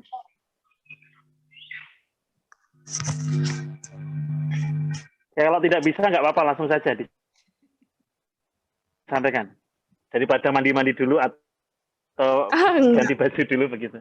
Enggak, Pak. Oh enggak ya, silakan Mbak Elizabeth. Ini mungkin bersolek dulu ya Mbak Elizabeth ya. Ya langsung saja disampaikan Mbak Elizabeth. Jadi langsung aja ya Pak. Jadi saya bertanya, mau menanya pendapat dari Bu Desi sama Bu Hayu. Kan saat ini itu sulit ditemukan daerah yang kayak budayanya tuh kental kayak Yogyakarta gitu, yang punya keraton. Kayak di tempat saya itu di Jambi itu kayak budayanya tuh sudah trans gitu, kayak budayanya kurang inilah gitu, pokoknya nggak terlalu terlihat lah budayanya gitu. Jadi kalau misalnya mau membangkitkan budaya tradisional kan pasti sulit. Apalagi kalau misalnya konten tradisional itu kan kurang diminati sekarang itu. Jadi saya mau bertanya pendapatnya Bu Desi sama Bu Hayu. Apakah kalau misalnya soal budaya ini harus pemerintah yang bisa mengatasi itu. Terima kasih. Baik, terima kasih Mbak Elizabeth. Nanti giveaway-nya langsung bisa ya mendapatkan ya. Oke, ini Gusti, sebelum acara ini selesai, ini sudah ada yang mau daftar sebagai abdi dalam. Ini sangat menarik sekali. Silakan Mbak Aprilia. Silakan disampaikan aja. Ya, saya kebetulan MC-nya. Tapi iya, saya apa-apa, tertarik ya, tadi ya. dengan apa yang Gusti berikan ya tentang proyek-proyeknya, dan saya sangat tertarik. Dan kebetulan saya itu kan lahir dari dua budaya, Cina dan Jawa, jadi saya itu kehilangan budaya gitu loh. Jadi, tapi saya itu benar-benar tertarik karena saya kebetulan saya sedang buat proposal S3, dan memang penelitian saya itu dalam, kalau Bapak Ibu dan Gusti juga tahu tentang Siri, Bixby yang hi Bixby, terus dia sound recognition gitu. Nah, saya memang penelitiannya ada di situ, dan saya sekarang sedang bekerja dengan bahasa Indonesia. Tapi tadi dengan apa yang Gusti sampaikan tentang arsip dan bagaimana penyimpanan, saya tertarik untuk membuat yang bahasa Jawa. Jadi saya itu pengen kalau bisa kerja dengan keraton, saya mau jadi abdi dalam, tapi saya tuh nggak bisa budaya Jawa sama sekali, bahkan bicara bahasa Jawa pun saya nggak bisa seperti itu. Jadi saya tuh sebenarnya bisa nggak ya bekerja dengan keraton, atau karena saya budayanya itu sih sebenarnya, karena saya tertarik karena sekarang ini kan bahkan di Bixby dan di Siri saja atau Google Sound, Google Voice itu belum ada bahasa Indonesia. Sedangkan bahasa Jawa itu sudah ada tim dari Google pernah buat untuk ensiklopedia, dan itu memang ada bahasa Jawa tetapi belum ada suaranya, sounds-nya. Nah, jadi saya tuh sebenarnya tertarik apakah ada proyek untuk arsip apa ya, membuat arsip bunyi-bunyi nanti tuh dalam bentuk piktogram dan sound wave seperti itu. Jadi nanti siapa tahu bisa menciptakan Bixby dan Samsung, nanti dari Bixby Samsung sama Siri-nya Apple beli punyanya keraton. Android sama itu ya, sama Apple. Iya kan gitu, korpusnya kan dibutuhkan sekali. Terus bisa tertarik. Itu kita lanjutkan Japri aja ya Mbak ya.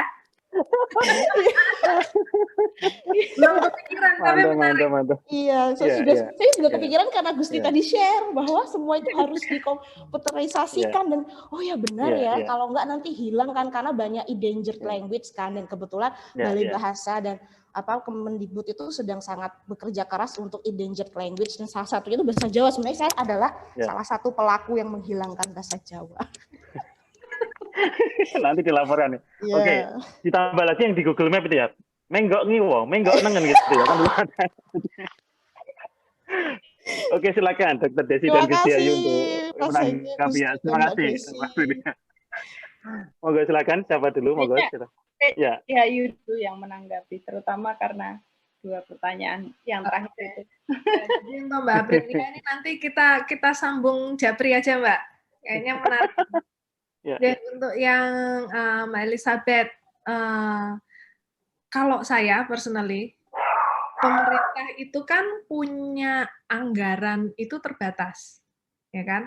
Jadi istilahnya membaginya, justifikasi membuat satu program itu kalau kira-kira nggak banyak diminati, ya nggak bakal diduiti, istilahnya gitu. Karena kalau saya ngelihat, kalau di Jogja mungkin case-nya sedikit beda, karena kita kan ada undang-undang keistimewaan segala macam. Jadi pemerintah Pemdanya itu sudah komit untuk melestarikan budaya, tapi saya kurang familiar kalau di tempat lain. Nah, kalau masyarakatnya sendiri nggak memulai, yang terus nanti bergabung rame-rame bentuk komunitas dan mendesak pemerintahnya, itu kayaknya juga tidak ada insentif khusus untuk pemerintah mengadakan program yang kira-kira nanti kalau diadakan juga nggak laku gitu loh. Atau kalau diadakan hanya sekedar untuk penyerapan anggaran, yang akhirnya jadinya nggak pas. Gitu. Jadi kalau masalah membangkitkan budaya mau nggak mau harus, kalau ngandelin pemerintahnya aja agak susah. Lebih mungkin kalau sendirian juga ngerasanya kan agak gimana gitu. Tapi kalau justru dari situ mulai dari kecil nanti gandeng begitu udah besar. Nah, ini yang dipropos ke pemerintah malah mungkin istilahnya mereka nggak usah mikir, tapi kayak ditawari gitu loh. Nek mikir nanti malah lama lagi. Dan kadang nggak pas. kalau kita bisa ini udah ada orangnya, ini pada berminat, kita yang propose itu untuk mereka itu, dari mereka mungkin motifnya hanya untuk penyerapan anggaran, tapi paling enggak dari kita itu programnya sudah pas. Gitu kira-kira. Apa ya? Ya emang mungkin harus cari temen sih jadinya. Tapi saya yakin sebenarnya cari kayak nggak perlu yang langsung tingkatannya Pemda gitu, mungkin yang dari kota atau kabupaten atau yang lebih kecil-kecil lagi itu kan biasanya juga ya penyerapan anggaran itu biasanya jadi masalah di mana-mana kok. Apalagi lagi pandemi begini itu suka banyak yang nyisa-nyisa gitu. Itu tapi paling nggak harus mulainya dari kita sendiri. Gitu. Nggak bisa mengandalkan pemerintah aja. Sekian Ya, dari baik, terima kasih Gusti Ayu. Silakan Bu Desi, mungkin dengan travel SIM-nya itu Bu Desi. Ya. Ini ya, jadi Elizabeth ini mungkin juga mewakili beberapa teman-teman dari Atmajaya yang dari luar Jogja ya, karena saya lihat kalau saya survei satu kelas 40 aja yang dari Jawa aja itu paling 10, yang 30 itu dari luar Jawa semua gitu. Jadi kalau di Jambi dan mungkin juga di daerah lain ya, ini memang pertama saya apresiasi banget, berarti kamu sudah punya kekhawatiran ya, artinya kamu punya semacam kegelisahan bahwa budayaku itu bagus tuh, ini harus digarap ini gitu. Jadi itu langkah awal yang bagus gitu ya. Langkah kedua adalah kita lihat apa peran kita. Peran kita itu apa dan apa opportunity di sekitar peran kita. Kalau misalnya Elizabeth sekarang ini misalnya mahasiswa, tadi ada juga Vindita, tadi mahasiswa atau dosen ya tadi ya? Nah tadi, dosen saya kirain mahasiswa. Pak Hengki ini menyesatkan tadi. Ya, jadi mahasiswa ya. Kalau kita mahasiswa, nah itu sebenarnya ada opportunity di sekitar mahasiswa untuk melakukan sesuatu dengan budaya itu. Ya, contoh kecil misalnya adalah misalnya proyek kelas. Itu contoh kecilnya ya. Kita ngapain ini dengan ada inovasi apa? Biasanya ada 1 atau 2 kelas yang sifatnya dia pengen melakukan inovasi. Dan kalau teman-teman bisa melakukan inovasi ya, menghubungkan antara kebudayaan dengan alih teknologi atau bagaimana cara mempreservasi kebudayaan dan seterusnya, itu biasanya akan menghasilkan inovasi ide yang cukup brilian untuk beberapa kelas gitu ya. Yang ketiga itu adalah misalnya penelitian ya. Penelitian itu kenapa sih penting sebenarnya kalau kita bicara mahasiswa? Penelitian itu penting kalau misalnya itu di-record di perpustakaan atau kemudian nanti di-record oleh misalnya kalau ikut lomba dan seterusnya itu record. Nah, kenapa record itu penting? Record itu adalah bagian kecil dari yang namanya digital archive. Jadi kalau misalnya contoh aja ya, misalnya di Jambi itu ada satu budayaan yang hampir hilang, tapi teman-teman pernah melakukan penelitian terhadap dia hilang, setidaknya kita masih punya record bacaan dari penelitian yang sudah pernah teman-teman lakukan itu. Gitu. Itu contoh lainnya. Contoh lainnya lagi adalah nanti teman-teman misalnya melakukan pengabdian masyarakat. Itu kan juga ada proyek itu di Atmajaya ya. Melakukan pengabdian misalnya sesuatu yang terkait dengan menjaga kebudayaan itu, misalnya gabung dengan teman-teman, gabung dengan dosen dan seterusnya untuk membangkitkan budaya tradisional itu. Ya, langkah berikutnya juga bisa yang, adik-adik lucu itu siapa itu ya? Lalu langkah berikutnya nanti bisa bergabung dengan komunitas yang lebih besar lagi. Banyak komunitas di Jogja itu yang sebenarnya citizen community, ya, yang awalnya dari citizen, yang kemudian dia bangkit dan kemudian dia bisa menghasilkan sesuatu. Ya, misalnya desa wisata itu banyak sekali yang awal mulanya dari komunitas Karang Taruna di desanya. Jadi tidak usah berkecil hati kalau kita bukan pemerintah, gitu. Tidak usah berkecil hati. Artinya kita punya kok power itu selama kita mau dan selama kita bisa mengajak orang-orang untuk ikut terlibat. Gitu Elizabeth jawabannya. Baik, sangat menarik dan tidak terasa waktu sudah menunjukkan pukul 16.05 dan saya akan kembalikan acara ini kepada MC. Tapi sebelumnya saya tidak akan merangkum ya, karena semuanya itu sangat berisi semua dan tidak bisa disimpulkan. Dan namanya budaya itu tidak akan pernah berakhir gitu ya. Ini ada quotes yang bagus ini menurut saya ya. Budaya itu bukan saja sesuatu yang kuno dan tradisional, katanya seperti itu. Budaya adalah sesuatu yang organik. Tiap lagu, pakaian jenis baru, film dan sebagainya, itu adalah hasil budaya. Dan budaya itu hidup dan terus berkembang. Maka di akhir penghujung acara ini, saya akan dipesan pada teman-teman sekalian, tetap jaga budaya yang ada di dalam diri kalian, karena dengan budaya, kita akan mengetahui siapa jati diri kita. Saya rasa seperti itu. Saya, Hengki Widiantoro, untuk ini undur diri, dan sekali lagi berikan tepuk tangan yang meriah kepada Dr. Desi dan Gusti Kanjeng Ratu Ayu. Silakan di-on-kan, mungkin ada foto dulu ya. Wah, ini kok saya yang semangat kalau ada sesi foto. Siapa yang di? Ayo, silakan. Yang lain, silakan. Mungkin nanti bisa dihitung. Wah, ini Prof. Yoyong. Wah, ini sangat tertarik sekali nih Prof. Yoyong ini. Tetap aja. Aduh. Ini Pak Rektor, ini Gusti Ayu. Sampai akhir ini beliaunya. Mantap.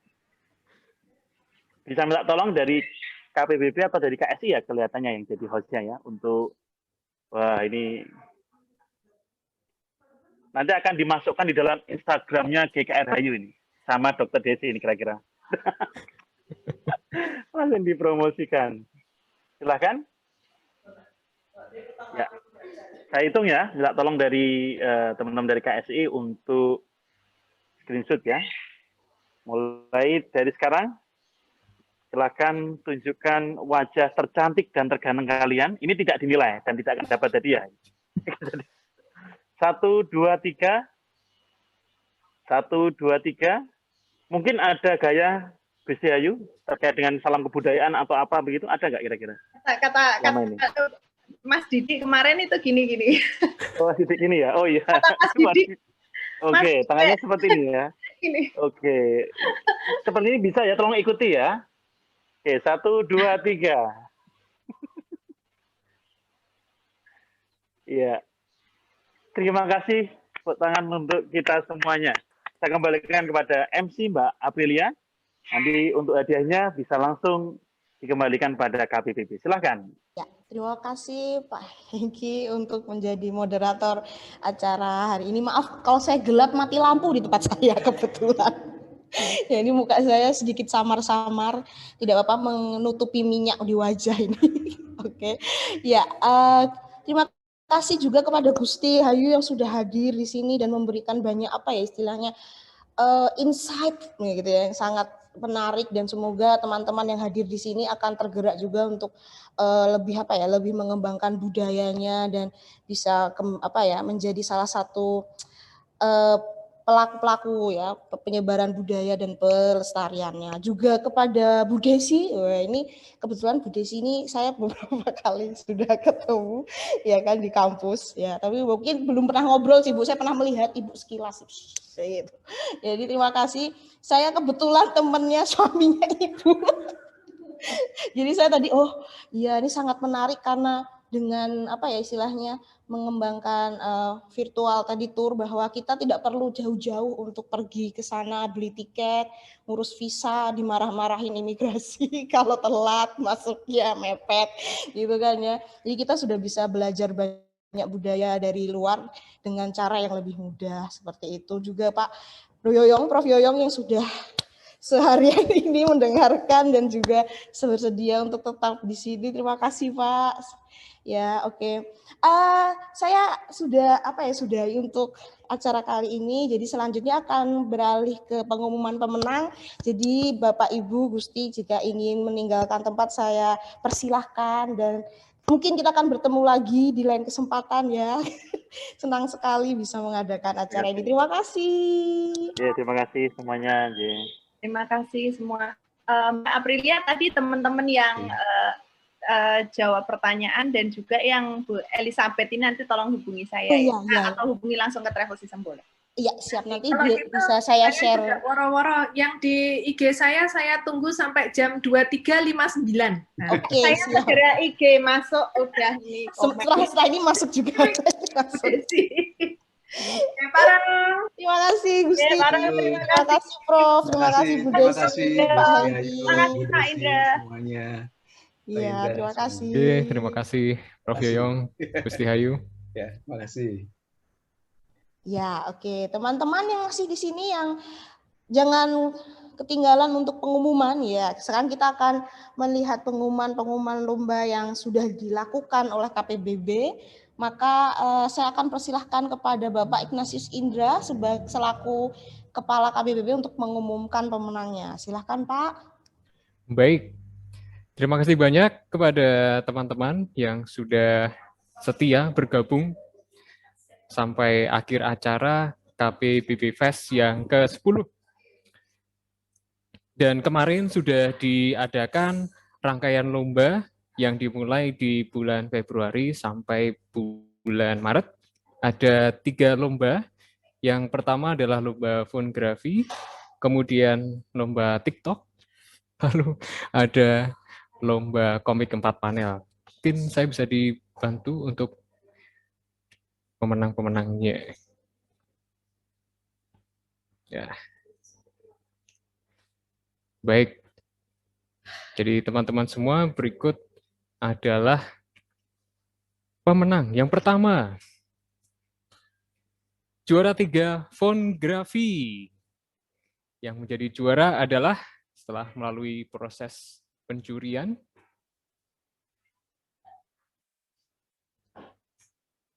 Magnum Mardiana dengan judul foto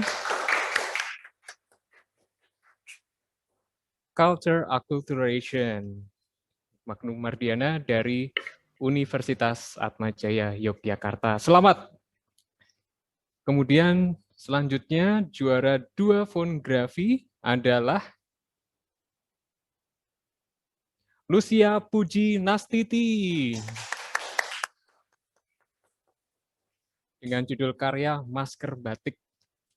Ini juga dari Universitas Atmajaya Yogyakarta. Kemudian yang ditunggu-tunggu, juara pertama fonografi adalah Petrus Chandra Aris Prastia dengan judul foto Batik dari Universitas Atmajaya Yogyakarta. Selamat kepada para pemenang lomba fonografi. Kemudian selanjutnya, wah ini TikTok. Lomba TikTok, juara ketiga adalah, wah ini bagaimana namanya? LaVC dari Universitas Atmajaya Yogyakarta. Wah ini kita nikmati bersama-sama.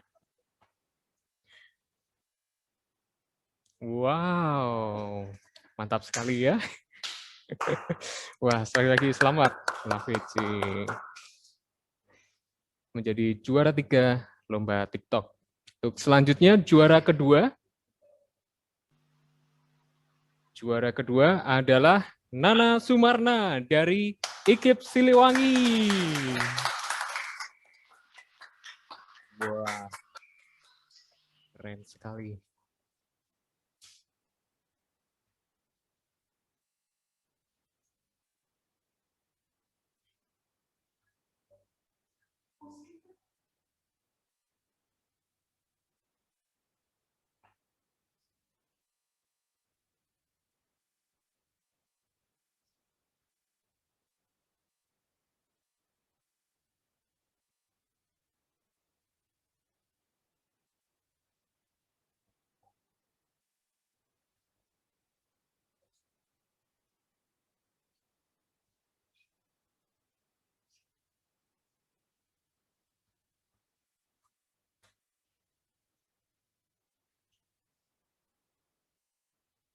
Baik. Dan selanjutnya, juara pertama lomba TikTok adalah Kristi Aita Saveria dari Unika Sugio Pranoto Semarang.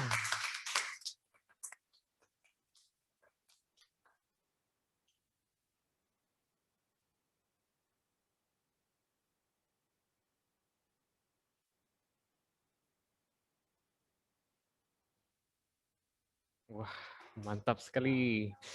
Dan untuk lomba yang terakhir, yaitu komik 4 panel. Juara yang ketiga adalah Nuranisa Nada Arshifa dari Universitas 11 Maret.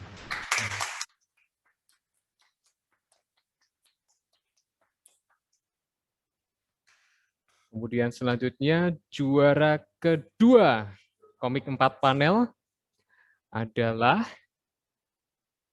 Gisela Radia Tasya Yuniarka dari Universitas Atmajaya Yogyakarta.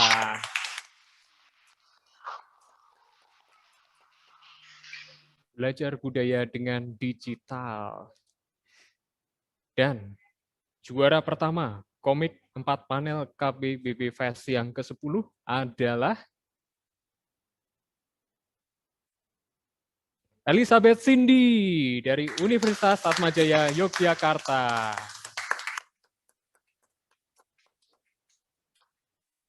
Baik teman-teman, jadi pemenang-pemenang dari lomba KBBB Fest sudah diumumkan. Selamat sekali lagi kepada para pemenang dan juga terima kasih kepada para peserta yang sudah mengirimkan karya-karyanya pada lomba KBBB Fest yang ke-10.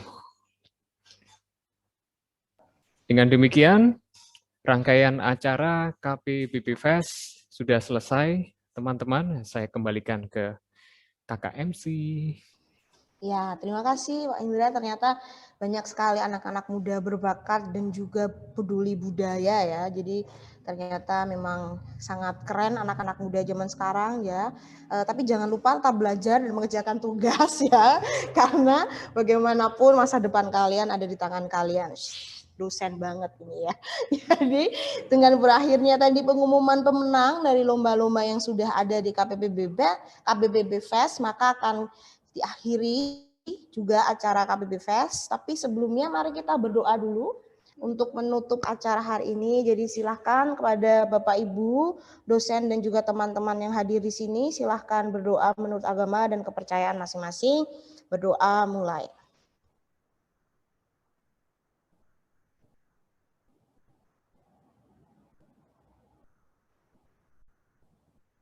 Berdoa selesai, terima kasih. Oh, teman-teman juga jangan lupa untuk mengisi umpan balik ya. Jadi yang sudah hadir di sini untuk mengisi umpan balik yang sudah di-share di kolom chat. Jadi silahkan dan juga mungkin nanti akan di-share di tidak ya? Di medsos ya, nanti juga yang belum bisa mengisi sekarang bisa mengisi di nanti akan di-share oleh admin. Lalu untuk keseluruhan rangkaian acara KBBB Fest, terima kasih kepada teman-teman, Bapak Ibu yang sudah hadir hari ini. Semoga kita selalu bisa menjaga budaya kita dan juga bagaimana kita bisa bergerak bersama-sama dalam segala keterbatasan ini. Kita tetap bahagia, kita tetap optimis dengan masa depan dan kita jangan lupa untuk bertemu di KBBB Fest ya ke-11 tahun depan. Jadi sampai bertemu lagi. Terima kasih. Sampai jumpa. Terima kasih semuanya. Tetap sehat, tetap bahagia semuanya. Amin.